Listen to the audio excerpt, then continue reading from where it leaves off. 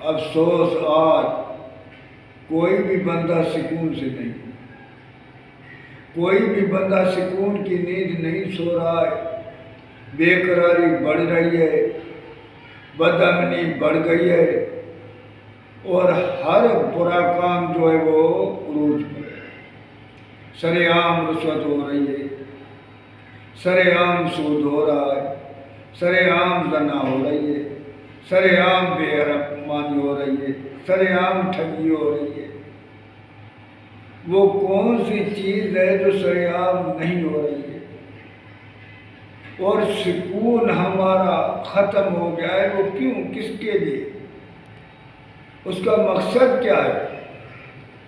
اللہ کا محبوب صلی اللہ علیہ وسلم اس دنیا میں آئے تو لوگوں کو سکون دینے کے لیے آئے، لوگوں کے اندر محبت ڈالنے کے لیے آئے۔